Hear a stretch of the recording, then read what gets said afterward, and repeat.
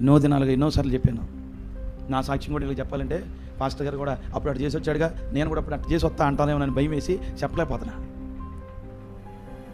ఎందుకంటే దేవుడు అంత రోత జీవితంలో నుంచి దేవుడు నన్ను పైకి లేపాడు, అంత హీన స్థితిలో నుంచి దేవుడు పైకి లేపాడు.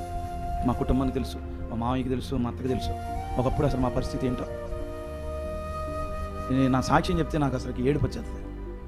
మా నాన్నేమో పేకాట ఆడదాకి వెళ్ళేవాడు, 10 రూపాయలు కూడా ఉండేవి కాదు. పక్కన సరోజనమ్మ గారు ఒక ఉండేది, అయ్యా కనక గారు అన్నం తిన్నావా అనేది, ఇంకా తినలేదు అమ్మ ఉండలేదు అనేవాడిని. లక్ష్మి ఏంటి అన్నం ఉండలేదంట అంటే, ఆయన ఇంకా రాలేదు, ఇంట్లో బియ్యం లేవు అంటే, ఆమె కొన్ని నూకలు అప్పుడు పోసుకుంటాను డబ్బా ఉంటుంది, దాన్ని డబ్బా ఏం డబ్బా, సేరు డబ్బా, అంత సేరు డబ్బా, మానికలాగా ఉండేది చిన్న మానిక, దాంతో నూకలు తీసుకొచ్చి ఇచ్చేది. ఆ నూకలతో అమ్మ నూడితే పచ్చడి పట్టుకునేవాడు. అప్పుడు ఆ పచ్చడితో కడుపు ఆరా తిని పడుకునేవాడిని. అలాంటి పరిస్థితులు ఉండి దేవుడు నన్ను ఈ రోజున ఇక్కడ నిలబెట్టాడు. నేను అలాంటి పరిస్థితుల్లో నుండి వచ్చాను కనుక ఏనాడు నేను దాచుకోవాలి అనే మాట నాలో ఉండదు. అది సేవకైనా, పరిచర్యకైనా, కనపడే వాళ్ళకైనా, ఎక్కడ వాళ్ళకైనా సరే. ఈరోజు దేవుడు నాకు అట్లా ఇచ్చాడు, నేను వాళ్ళకి ఎలా ఇవ్వాలి అని అంత హీనమైన స్థితిలో ఉండి దేవుడు నన్ను తీసుకొచ్చాడు. ఒకప్పుడు నా ఇష్టం అంటేనే బ్రతికాను. తల్లిదండ్రులు ఎన్నోసార్లు చెప్పిందరే మనం అట్లా బ్రతకూడదురా, అలా జీవించకూడదురా అంటే, నా ఇష్టం నువ్వేంటి చెప్పేది అనేవాడిని. నా ఇష్టానుసారంగా వెళ్ళిపోయేవాడిని, నా ఇష్టానుసారంగా. ఏ రోజు ఎక్కడ ఉండేవాడినో తెలియదు. ఒకరోజు విజయవాడలో ఉండేవాడిని, ఒకరోజు మచిలీపట్నంలో ఉండేవాడిని, ఒకరోజేమో ఉయ్యూరులో ఉండేవాడిని, ఒకరోజేమో అటు ఉండేవాడిని. ఎన్నో ఊర్లు అక్కడ వాళ్ళలోనే ఉంటూ, అక్కడే తింటూ, అక్కడే పడుకుంటూ అలా చేసేవాడిని.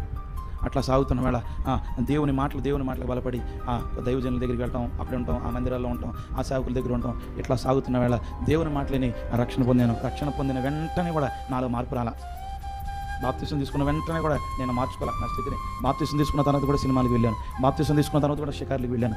అట్లా సాగుతున్న వేళ ఒకరోజు దేవుడు నాతో మాట్లాడాడు, ఇదే నీ జీవితం అనుకుని బ్రతుకుతున్నావా అని దైవజనుడి ద్వారా మాట్లాడుతున్న మాటలో నన్ను ఎంతగానో తాకి ఆ రోజు తీర్మానం తీసుకున్నాను. బాప్తిసం తీసుకుని ప్రభు వల్ల చేస్తున్నాను, పాపంలో ఉంటున్నాను, ప్రభు వల్ల ఉంటున్నాను, పాపంలో నడుస్తున్నాను. ఇలా సాగుతున్న వేళ దేవుడు నాతో మాట్లాడాడు. దేవుడు నన్ను మళ్ళా తీసుకొచ్చి, నీ బ్రతుకు ఇది కాదు, ఇక ఇట్లాగే సాగితే ఇట్లాగే చావు అన్నాడు. అట్లాగే చావకూడదు ప్రభా అని దేవుని దగ్గరికి వచ్చాను, మోకాళ్ళు వేసాను. నాలో ఉన్న ముళ్ళు, నాలో ఉన్న బలహీనత, అయ్యా ఇది నన్ను ఏమి చేయకూడదు ప్రభా, చచ్చే వరకు నీతో ఉంటా అని తీర్మానం తీసుకుని ఈరోజు ఆ పరిచర్య చేయాలి అనే ఆలోచనతో ట్రైనింగ్కి వెళ్ళి రాగానే ఒక 15 రోజులు అయిందంతే, 15 రోజులు సర్టిఫికేట్ వచ్చిందంతే దేవుడు తీసుకొచ్చి ఈ మందిరంలో పడేశాడు. దేవునికి స్తోత్రం, హల్లెలూయా. నేనేమంటానంటే నీ ఇష్టానికి పులి స్టాప్ పెట్టాలి. నీ ఇష్టానికి పులి స్టాప్ పెడితే దేవుని ఇష్టం నీ ఇంట్లో నెరవేరితే ఎంత అద్భుతం జరిగిద్ది, ఎంత ఆశ్చర్యం జరుగుద్ది.